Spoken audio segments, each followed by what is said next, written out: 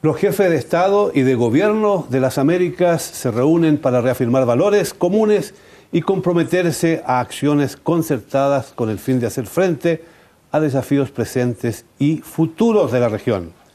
Bienvenidos a Claves, hoy aquí en Guadalajara, México, y esta es una coproducción de la televisión alemana Deutsche Welle y el Canal 7 de Guadalajara, México, y en la conducción está conmigo mi amigo y compañero de trabajo, Samuel Muñoz. Gonzalo Cáceres, muchas gracias por estar en tu casa nuevamente en Guadalajara. Gracias a ti. Presentamos a nuestros invitados el día de hoy. Luis Macia, gracias por estar con nosotros. Soy Luis Macia y soy profesor de la Universidad de Guadalajara, profesor del ITESO en estudios internacionales y consultor. También está con nosotros Sergio Arturo García. Bueno, yo soy profesor de geopolítica y también me he especializado en el mundo de los emprendedores. Muy bien, Jesús Alberto Navas. Y gracias, complacido de estar aquí en el programa. Yo soy profesor de la Escuela de Graduados del Tecnológico de Monterrey y me he dedicado hace mucho rato al estudio de la política y diplomacia de América Latina. Muchas gracias. La sexta cumbre de las Américas se reúne en Colombia, en la hermosa Cartagena de Indias. ¿Qué sentido tienen estas gigantescas reuniones, estas maratónicas reuniones donde los jefes de gobierno quizás apenas después de saludarse van a tener que regresar a casa? Preguntémoslo a un colombiano. Bien, gracias. Pues yo creo que es la misma pregunta que llevamos haciéndonos casi 200 años. Si uno se pone a ver históricamente, vamos a cumplir ya 200 años de, no decir el fracaso, pero sí de la frustración del diálogo de las Américas. En 1826 se frustra el Congreso de Panamá y curiosamente todavía están presentes después de casi 200 años los mismos temas que se plantearon en esa primera cumbre de las Américas, que fue obviamente iniciativa de Simón Bolívar, como se recuerda bien. Uno revisa, por ejemplo, las instrucciones que recibieron los delegados, los que iban a hacer, que no llegaron finalmente a Panamá, los representantes de Estados Unidos. Y una de las instrucciones decía clarísimamente, no se puede tocar el tema de Cuba y Puerto Rico. Los Estados Unidos se opondrá sistemáticamente a que se trate y se decida algo sobre eso. Y había una concepción geopolítica americana para, si no apoderarse, tutelar este par de islas. Hoy, Cuba y Puerto Rico están ausentes de todos los diálogos, prácticamente de todos los diálogos de las Américas, después de 200 años. Es en los propios Estados Unidos de América, en Miami, en 1994, donde se realiza la primera cumbre con objetivos muy claros, la pobreza, la discriminación, una serie de situaciones, pero entonces parecería que hay un doble discurso en los propios Estados Unidos. ¿Cuál es tu punto de vista? Probablemente ellos lo han hecho, pero también nosotros hemos abonado a favor de eso, por los intereses económicos, por los intereses empresariales, por los intereses políticos, simple y sencillamente ver o mirar o recordar que de alguna forma también en la ideología de Latinoamérica ha habido de repente intentos por una sociabilización a un estilo de gobierno que de alguna forma no prendió en el mundo y que de alguna manera también pues nos dividió. Ideológicamente teníamos una perspectiva diferente de resolver las cuestiones de pobreza o de desarrollo. En esa reunión a la que hacía mención Samuel en Miami hace 20 años, también se acordó el fortalecimiento de las democracias en la región. 20 años después, ¿cuán sólida es la democracia latinoamericana? Yo creo que hay una solidificación intensa en Latinoamérica, a pesar de todo. Los esfuerzos que se han dado, a pesar de que las ideologías siguen diversas, en general podemos encontrar que hay una profundización en el debate. Desde el 94 hasta la fecha, hasta el 2012, en 18 años, yo creo que hemos visto cómo algunos países, incluido donde estamos, han pasado por diversos procesos democráticos, donde se ha profundizado la libertad, y hay otros donde pues, parece que esa libertad está un poquito más en entredicho. No obstante, yo creo que si medimos los índices democráticos y comparamos 94-2012, hay una evolución muy positiva.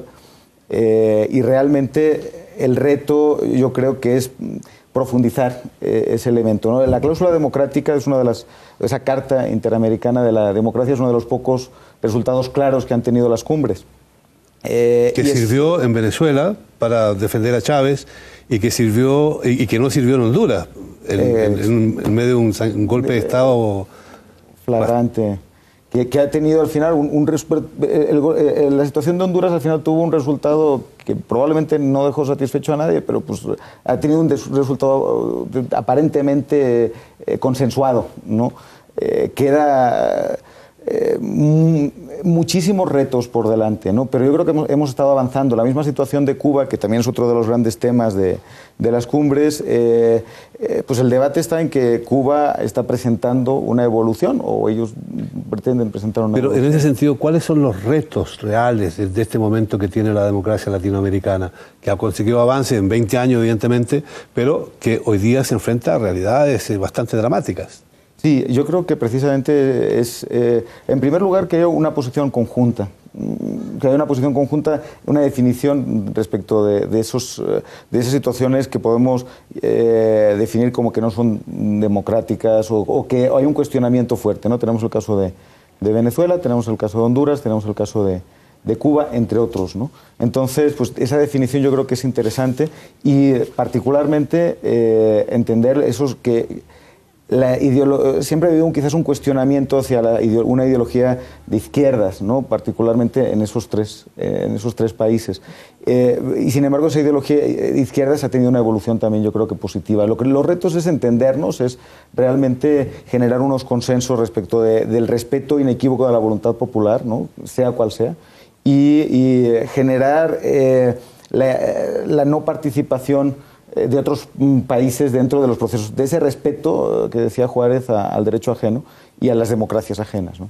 Ante estos retos y estas realidades que plantea Luis Maciá, Jesús Alberto, el presidente de Colombia precisamente ha expresado que esta cumbre que está por venir es la oportunidad de oro para consolidar la solidaridad entre los pueblos y los países latinoamericanos. ¿Es realmente un discurso realista o simple y sencillamente es un sueño más bolivariano, digamos? Sí, es muy particular porque, Samuel, el mismo presidente Santos ha dicho, hagamos de esta cumbre no una cumbre retórica, salgamos de las cumbres retóricas, de las grandes declaraciones, de los grandes abrazos y de las grandes firmas y hagamos algo concreto. Y es lo que él ha querido orientar y dice que ha buscado y ha logrado un consenso sobre eso. La pregunta es la que decía Gonzalo, ¿a quién realmente le interesa un diálogo más profundo en el tema de la Gran América, de esta concepción hemisférica? Esa ruptura de Panamá marca dos tendencias que están ahí, siguen esas dos dinámicas, panamericanismo o latinoamericanismo. El consenso de la cláusula democrática es muy interesante porque trae el tema de Canadá. Canadá es parte del sistema americano, obviamente, pero es un país, primero, está alejado prácticamente 100 años, solo hasta el 90 ingresó al sistema panamericano y ha tenido un papel muy discreto, pero muy efectivo, especialmente en lo que es defensa y lucha de la cláusula democrática. Es una gran conquista de la diplomacia canadiense, es quien gestó ese consenso alrededor de esta declaración, pero de todas maneras sigue siendo el gran ausente del sistema americano.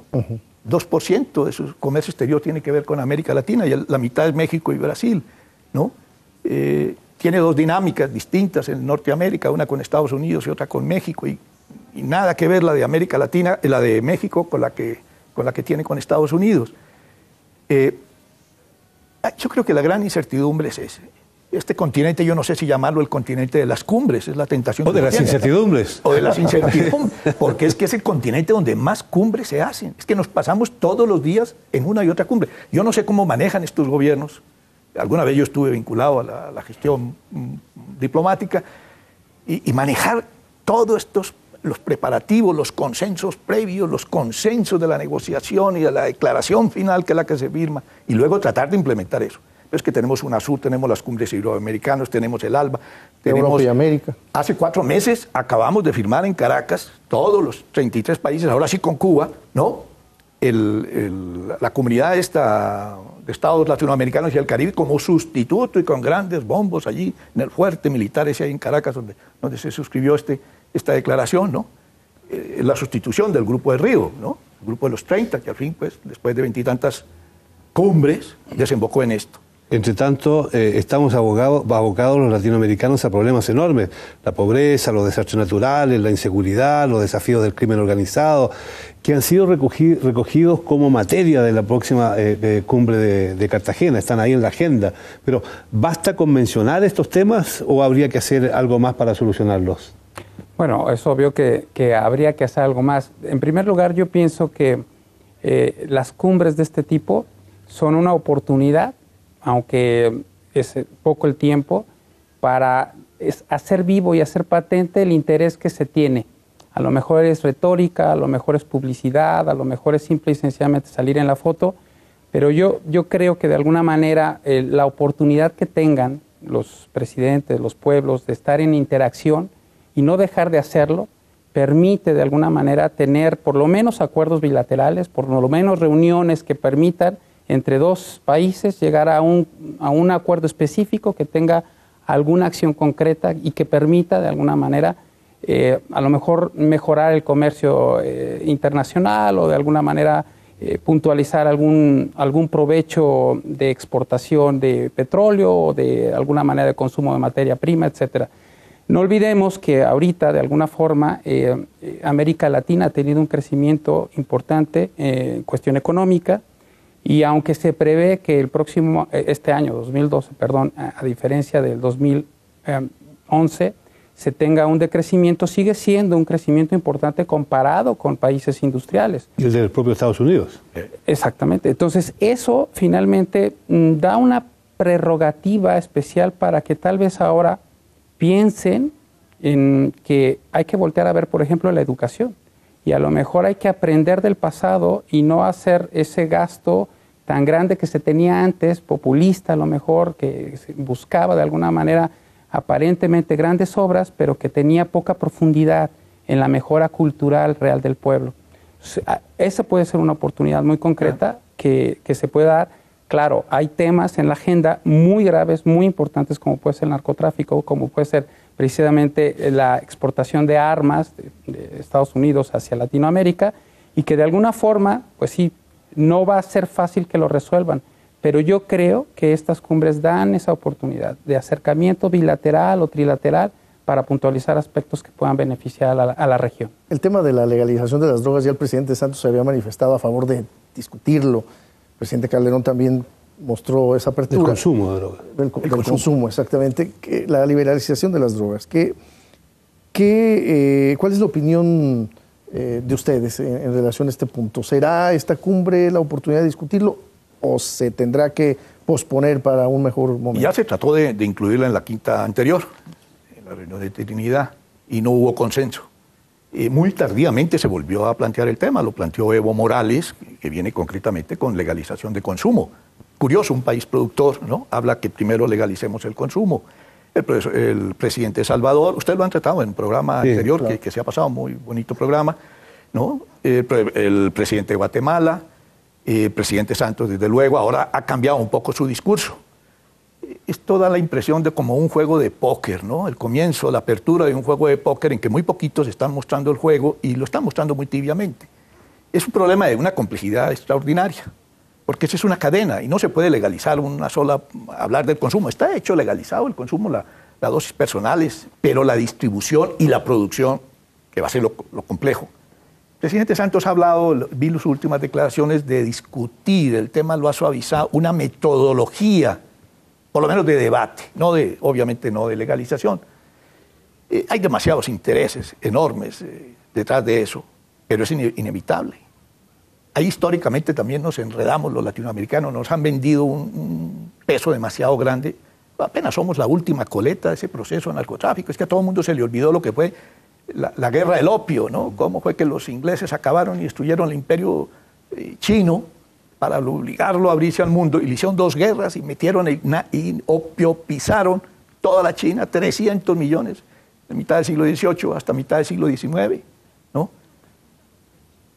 Se nos ha olvidado eso, y nosotros somos apenas una parte marginal en la gran cadena del narcotráfico, frente a lo que es la heroína, obviamente, y lo que es el papel de los países del sudeste asiático y obviamente de Afganistán en este tema, ¿no?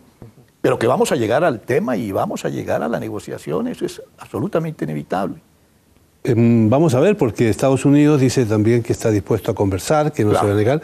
Sin embargo, ellos se oponen categóricamente. La cuestión es saber por qué se oponen tanto, porque también es muy curioso que Estados Unidos sea el mayor consumidor del mundo, que allí la droga llegue como Pedro por su casa, y nunca han pillado a un capo de la droga. Ética política, es un problema de es muy ética curioso. política. Entonces, sería bueno saber si este intento de Estados Unidos de decir, sí, vamos a conversar, no es más que una golondrina que no hace invierno.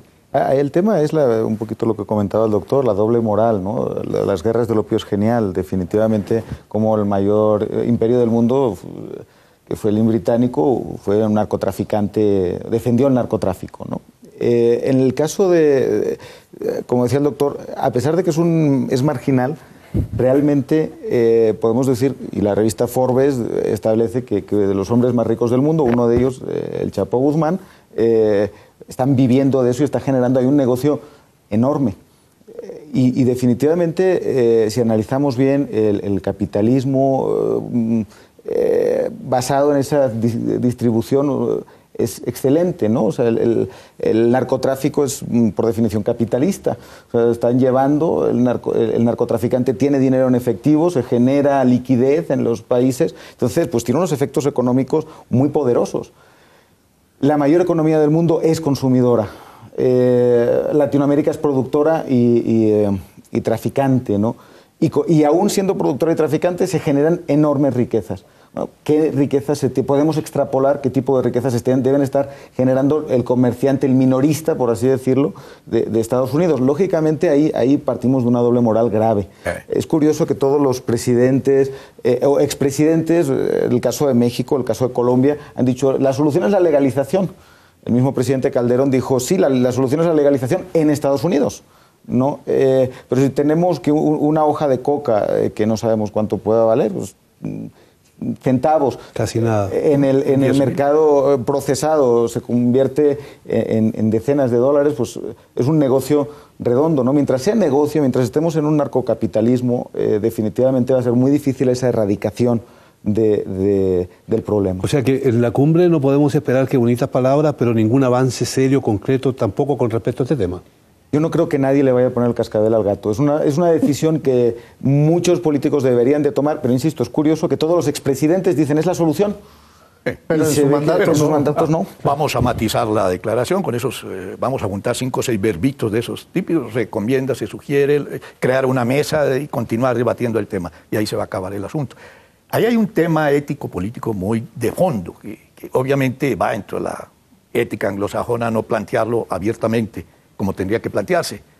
Es que los países desarrollados tienen que llegar a admitir, somos una sociedad narcoconsumidora, necesitamos, esta sociedad posmoderna necesita narcóticos. La prevalencia del narcoconsumidor adicto, perdido, es el 2%. Temas que no están planteados en la agenda. Se insinuaron desde la reunión, desde la primera declaración de Miami. La corrupción. ¿Cómo es que un banco o una cadena de bancos muy respetables, Bacoquia, ¿no?, hace durante 3 años un lavado de 400 billones de dólares de narcotraficantes mexicanos particularmente, y todo concluye con una multa, un problema de impuestos, una confesión, un arreglo con el IRS americano, y paga 400 millones de dólares. Y se arregló el problema. Lo absorbe el juez Fargo y ya arreglado el problema. ¿Y por qué la corrupción que está acabando, corrompiendo todos los sistemas políticos de América Latina? No solo la que viene del narcotráfico, la corrupción política, todo. Ese tema no se quiere tocar ni abrir. De alguna manera, y dado que estamos sustentando precisamente una democracia, ¿quién le pone el cascabel al gato? ¿Quién es el presidente que se va a lo mejor a arriesgar a perder una reelección, o a que su partido en un momento determinado no sea reelecto, cuando todavía existe, por ejemplo en Estados Unidos, una fuerza conservadora muy, muy grande, de esa doble moral, de esa perspectiva de que nosotros somos el país que somos intachable, incorrumpible, y que de alguna manera no podemos dar nuestro brazo a torcer a algo que es tan malo como la droga, ¿no? Entonces, ¿quién le entra a esto? O en México en un momento determinado, pues el debate todavía no ha surgido a fondo. El debate todavía, incluso yo podría decir que está apenas empezando a darse y que de alguna manera los electores, en su mayoría, estamos conscientes de que el votar a favor de la legalización de la droga pues puede dañar las estructuras familiares, puede dañar a nuestros jóvenes. Entonces, es esa situación de alguna manera transcrita o puesta en el tema electoral hace que ninguno le quiera entrar. El tema, por ejemplo, también de los bloqueos, más de 50 años de bloqueo a Cuba. Digamos que ¿qué espacios va a tener realmente en la cumbre? Le sirve a ambos. El escándalo que arma el grupo del ALBA para Cuba no está en las cumbres. Eso le sirve para bombardear las cumbres, al diálogo del ALBA, ¿no? Uh-huh. Le sirve a Estados Unidos para mantener todavía ahí un rescoldo de presión político sobre algunos gobiernos en América Latina. O sea que Cuba sigue siendo instrumental. A Cuba le sirve las declaraciones del ministro de Relaciones Exteriores cubano sobre otra vez suicida, política, la geopolítica americana. Bueno, le sirve para hacer otra vez su reclamo y su cosa. A la hora de la verdad son todos esos tiros al aire, ¿no? Que no caen golondrina, ¿no? Más se perdió en Cuba, dicen los españoles. Sí. Tú eres catalán, pero yo creo que asumes la posición también del reino, por lo menos en esa dirección. Ahora, ¿por qué es necesario, creo yo, que cambiemos un poco ahora el tema y veamos el asunto del bloqueo a Cuba y su sí o no participación en las cumbres americanas, que como tú muy bien señalabas, tienen una historia muy, muy antigua? ¿Qué hay detrás de todo eso? ¿Existe el deseo de marcar claramente por parte de Estados Unidos, nosotros somos los que mandamos aquí, en la región? Y por otro lado, de decir, quienes no se sometan a nuestras directrices tendrán que pagar como está pagando Cuba. Estados Unidos ha tenido siempre una política muy icónica, ¿no? Siempre busca cabezas de turco. Entonces, genera un posicionamiento mundial. Cuando nos interesa que sea Libia, es Libia. Cuando nos interesa que sea Siria, es Siria. Cuando nos interesa... George Bush dijo el eje del mal, ¿no? Y entonces marcó una ruta crítica y esa ruta crítica la han ido siguiendo, ¿no? Independientemente que esos gobiernos definitivamente son totalmente deplorables porque reprimen a su población, ¿no? Independientemente de lo que pasa ahí, hay otras partes donde también pasa, ¿no? Detuvieron a George Clooney porque protestó contra Sudán. Sudán no está dentro del eje del mal, por lo tanto no está dentro de esa política, ¿no? Cuba ha sido el icono de Estados Unidos, fue la apuesta, como dices, ayudaron a la independencia en el 98 y de ahí ha venido siempre un amor-odio por Cuba, ¿no? O sea, Cuba era la joya de la corona latinoamericana, el país más pro-estadounidense, y de repente se pasa al otro lado. Entonces, es un error que no perdonan. Luego las relaciones son naturales, o sea, la mitad de Miami, como ustedes saben perfectamente, pues es cubana, ¿no? Y ahí sí hay empresas norteamericanas, no podemos decir nombres, pero que están comerciando se saltan la ley Helms-Burton, ¿no? Ese bloqueo, yo sí creo personalmente que Cuba ha hecho unos esfuerzos por abrir un poquito, lentos, desde mi punto de vista, muy, muy lentos, pero bueno, por lo menos ha tenido algo estético, ¿no? Yo no creo que haya sido derivado de la presión. En cambio, pues está al revés, está ayudando a martirizar a un régimen que quizás, si Estados Unidos no focalizase tanto, habría una evolución natural. Y esa evolución natural sería hacia la democracia. Yo creo que el pueblo cubano está exigiendo ya cambios. Luis, pero ¿no notas tú también, por otro lado, un cierto servilismo del resto de las naciones latinoamericanas, que expresan su solidaridad con Cuba, que tienen buenas relaciones con Cuba, no solo comerciales, también culturales y económicas, y que cuando Estados Unidos dice que no, es no?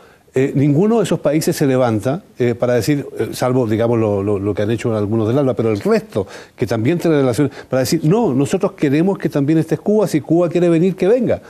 En general no hay hay un enorme servilismo. O sea, está el famoso caso de cuando Fox le pidió a Fidel Castro que se retirase, ¿no? Toda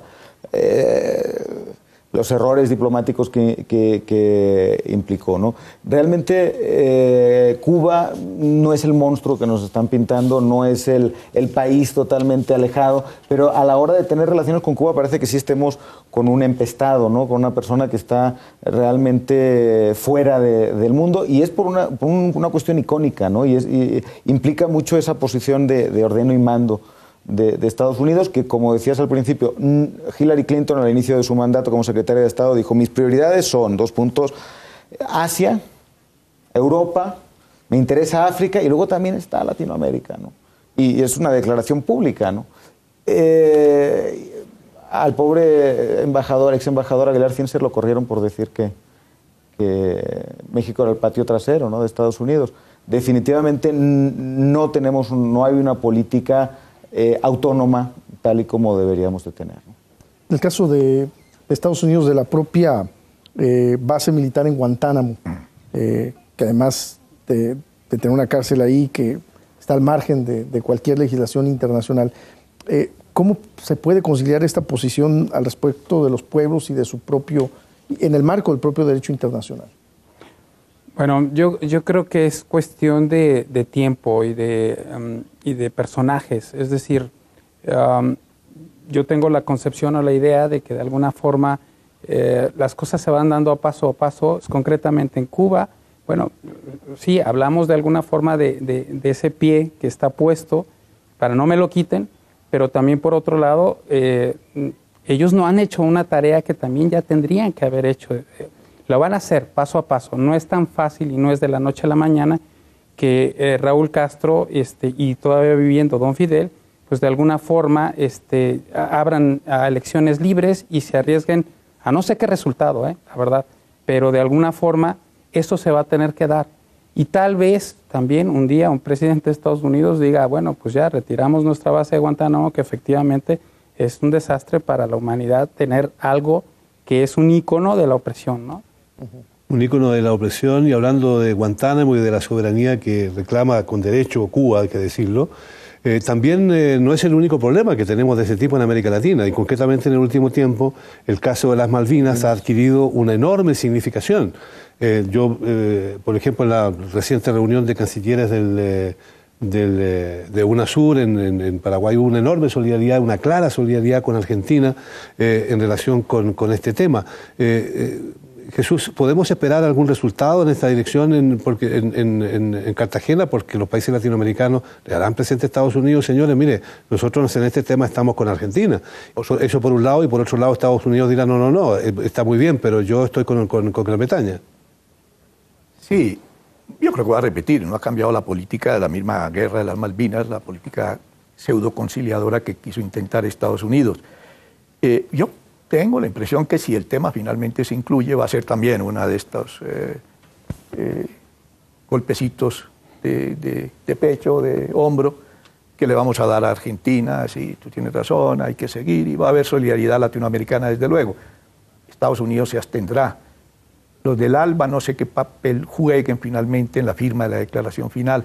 A lo mejor van a repetir, van a ir, ya se sabe que van a ir, pero van a repetir un poco la postura de la quinta cumbre, no van a firmar la declaración.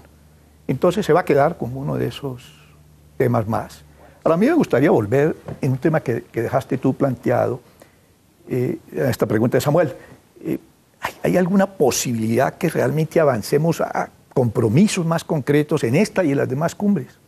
Es curioso, en la declaración de Miami del año 94 hay, en el tema de educación, es el único tema de los 24 grandes temas y 90 y tantos mandatos que están suscritos en Miami, en esta cumbre, en esta primera cumbre, uno sobre educación, compromiso de, para el año 2010, 100% de cobertura de educación primaria y 75% de cobertura en educación secundaria.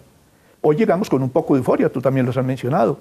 La perspectiva, los macroindicadores de América Latina son muy interesantes. Progreso, una tasa de crecimiento del doble de los 20 años anteriores. Hemos sorteado la crisis, los suramericanos y México, los centroamericanos no tan bien, la crisis financiera internacional. Hemos incluso logrado algunos avances en reducción de pobreza y desigualdad, pero tenemos un crecimiento, un boom exportador, ¿no? Y uno se extraña que realmente no sea el énfasis de la convocatoria de Cartagena, ¿no? Y que la gente esté en la calle, los estudiantes, los maestros están en la calle exigiendo precisamente eso. Libertad democrática en la educación, y que educación una pública efectiva. Pero compromisos de ese tipo, ¿no? Es decir, en 10 años erradicamos la pobreza de América Latina, punto. Creo, es una, de alguna manera, mentalidad latinoamericana que tenemos muy acendrada de cortoplacismo. Es decir, ¿quién apuesta en un momento determinado un tema como la educación o la competitividad a largo plazo, cuando las elecciones son aquí cada 3 años y luego después viene el sexenio? Entonces, yo creo que esa mentalidad no nos ayuda a ver más allá de lo que podemos sacar de beneficio en las próximas elecciones. Pero eso creo que también sucede en los Estados Unidos de América, ¿no? Hay una serie de temas políticos en cuanto se abren los procesos electorales o están cercanas los procesos de elecciones. Sin embargo, mencionas a Lula. ¿No será también un asunto de liderazgos, de la falta de liderazgos latinoamericanos para lograr esos cambios tangibles? ¿Cuáles son las locomotoras en América Latina y cuáles son los intereses que están? Brasil, desde luego, tiene una dinámica particular, no le interesan, sino determinados y muy reducidos consensos y compromisos en América Latina. Tiene una excepcional diplomacia de no confrontación, de consensos bajo la mesa, ¿no? Mientras se arregla en todo el contexto. Brasil es el único país de América Latina que está en una diplomacia y en una acción global. La posición de Brasil en África es espectacular, ¿no? En Asia. En la India. En la India, con China, con todos. ¿Y qué hace México, Sergio, en ese sentido? ¿Podría equiparar algún día su política exterior con Brasil y ser, junto con Brasil, un motor para un desarrollo no solo económico, sino que político, social, educacional en América Latina? Yo creo que sí estamos llamados a eso y sí es una cuestión de liderazgo, definitivamente. Sí es una cuestión, también lo digo de alguna manera o lo reitero, pues sí, de que efectivamente quién pone el cortoplacismo o quién pone el largo plazo o la mentalidad de largo plazo o las apuestas que sean más profundas, pues los líderes. Claro. Ahora, sí tenemos una situación actual en México de un problema muy fuerte en donde los partidos parece ser que tienen de rehén al presidente. Entonces sí tendría que venir un líder verdaderamente fuerte para tratar de hacer un cambio en el corto plazo. Ahora, o una líder. O una líder. Que, bueno, en ese sentido, hablando del avance de las democracias y la consolidación de las democracias, es interesante ver y de la mujer. Que en países latinoamericanos que tendían o tienden al machismo, bueno, pues tenemos varias presidentas en Chile, en Costa Rica, en Brasil mismo, ¿no? Y bueno, entonces de alguna forma yo creo que esa perspectiva de apertura a cambios que nos hagan ser diferentes y tratar de apostar a una mentalidad distinta se va dando. Decía, es que somos muy diferentes los latinoamericanos o el continente. El continente americano es el más homogéneo de todos los continentes, ¿no? De los 4 que hay, incluso más homogéneo, incluso diría que Oceanía, ¿no? Si de la Patagonia a Anchorage podemos encontrar muchas más similitudes y sin embargo hay una fragmentación voluntaria, ¿no? Cuando vamos a África vemos que hay una división creada por los europeos, por el colonialismo. Aquí está creada por nosotros mismos o por los mismos latinoamericanos que se han ido generando países por azares del destino, ¿no? O sea, esa misma visión bolivariana o de Miranda, de una Sudamérica unida, una Centroamérica unida, ¿no? No se ha dado. Entonces, yo creo que somos víctimas también de nosotros mismos. De todas maneras, nos queremos mucho. Sí, Sin embargo, estamos comprando armas como locos. Sí, claro. ¿Cómo se explica eso, Jesús? Por un lado, somos amigos de estas cumbres, de estas reuniones, de la amistad latinoamericana, ¡viva la unidad latinoamericana! Y por otro lado, hemos aumentado a casi más de un 50% la compra de armas en los últimos decenios. En el último decenio. Sí, es de las grandes paradojas. Ya nos preparamos para la amistad, pero nos preparamos también para la guerra. Para la guerra, y guerra que nunca se hace. Más latente durante tantos años la guerra entre Venezuela y Colombia. Siempre ha estado a punto, que yo recuerde en estos últimos 30 años, por lo menos 2 ocasiones a punto de estallar la guerra. El presidente Chávez se ha armado con lo último, ya se apuntó al último bombardero, ese superbombardero que acaba de sacar o que acaba de mostrar la Unión Soviética, ¿no? Y es obvio que el momento en que haya un programa nuclear en Venezuela, Colombia hace la guerra con Venezuela. Eso no puede haber un poder nuclear en el cono norte suramericano. Pero esas son Y distracciones. ojalá que en ningún lado. En ningún lado, desde luego, ¿no? Pero con fines bélicos sobre todo, ¿no? Hablando de liderazgos en América Latina, este liderazgo que él, como anfitrión de esta cumbre, quiere ejercer, ¿no podrá jugar un papel interesante en el sentido de realmente crear una agenda de trabajo? Yo soy muy escéptico. Estas agendas, la forma como se consensan, es una feria, es un tianguis de egos, ¿no? De protagonismos circunstanciales, al que le toca en este momento. Mira, hay una cosa tan simpática en esto de las cumbres de las Américas. Tú sabes que hay un símbolo que es el insucho, este símbolo canadiense, ¿no? Que se traspasa, es como una estafeta, ¿no? Al que le toca la nueva cumbre lo recibe con solemnidad, ¿no? Que es un símbolo de una comunidad indígena, un pueblo indígena muy interesante de Vancouver, ¿no? Y Canadá, ¿no? El gran convidado de piedra en el sistema americano, pues, ¿por qué no hay un símbolo maya o mesoamericano o incaico, ¿no? No lo hay, pero sí tenemos un símbolo que está cada vez más en discusión. O sea, el eje motor de la unidad de los países americanos debería ser la OEA. Sin embargo, cada vez más nos preguntamos hasta qué punto la OEA sirve todavía a los intereses de los americanos. ¿Es una institución que vale la pena mantener? Es una institución natural, es lógica. O sea, que exista filosóficamente es bueno. Que exista como existe realmente es más un adorno que otra cosa. Ahí el tema de socios para la prosperidad, que es el lema de esta cumbre, a mí me lleva, y pensando un poquito también en Alemania, ¿no? En la conformación de ese experimento, que hoy está un poco en entredicho, que es la Unión Europea, pero donde hay visiones de algunos países, y particularmente de los dos grandes, de Alemania y de Francia, de decir, bueno, tenemos una Europa devastada, tenemos una Europa irregular, vamos a ir generando una política donde si enriquecemos a los países pobres, España, Portugal, Italia, que espero que no se enoje ningún italiano, Grecia, si ayudamos a los países pobres, ellos nos van a comprar en el futuro. Entonces pensar en esa prosperidad, la prosperidad de mi vecino es mi prosperidad. Esa visión no la tienen en Estados Unidos. Ni en América Latina. Ni en América Latina. O sea, pensamos en nosotros y al final nos reunimos. El tema de la educación, que es un tema clave, es un tema nacional, donde podemos exigirnos los unos a los otros. El tema de la cooperación para el narcotráfico es un tema internacional, el tema de la conectividad es internacional, la superación de la pobreza, pero sobre todo pensando en que si a mi país vecino le va bien, a mí me va a ir mejor. O no mejor, pero por lo menos voy a poder aprovechar esa inercia, ¿no? Y no hemos tenido esa visión, ni hemos tenido a un líder que le interese. Ese líder debe haber sido Estados Unidos, no lo es, Canadá menos. Pudiera ser Brasil, pero Brasil está jalando en el cono sur.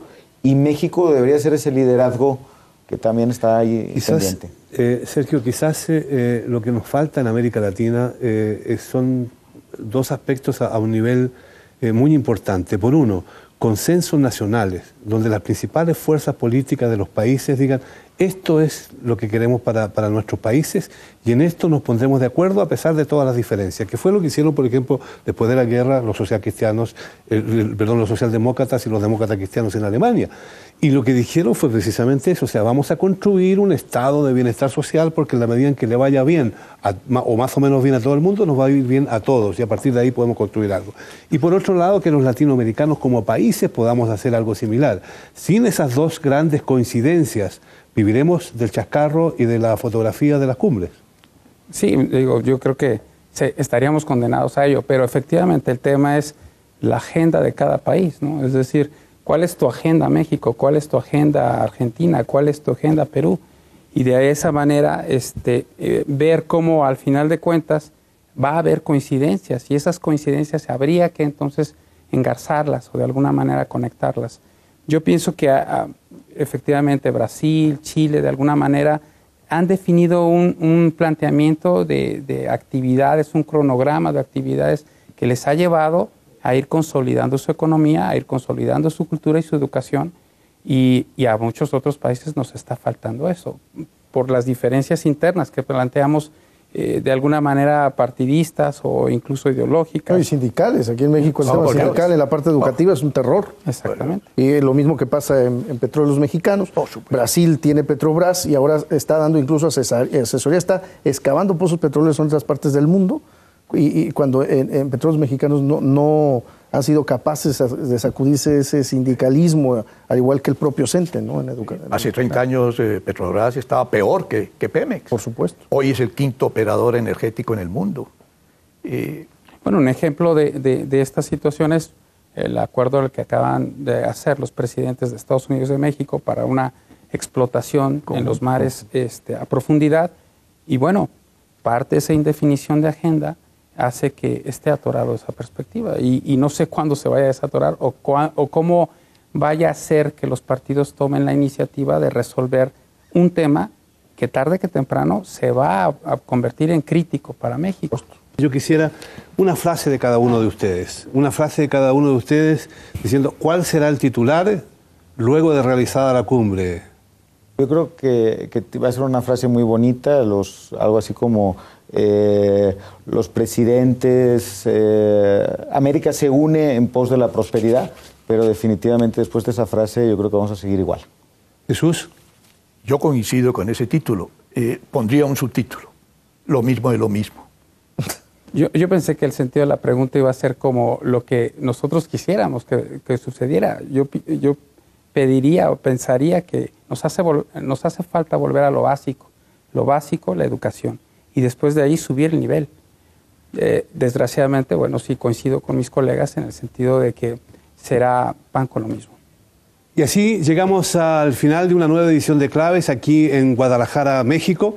Pero sobre todo miramos con bastante interés lo que pase allí en Cartagena de Indias, porque de alguna manera estas cumbres nos muestran un camino, por lo menos nos permite ver dónde estamos. Y al parecer, si miramos la historia en un par de siglos, muchas cosas todavía no han cambiado decisivamente, aun cuando hoy seamos mucho más modernos que antes. Gracias por acompañarnos, gracias por estar con nosotros.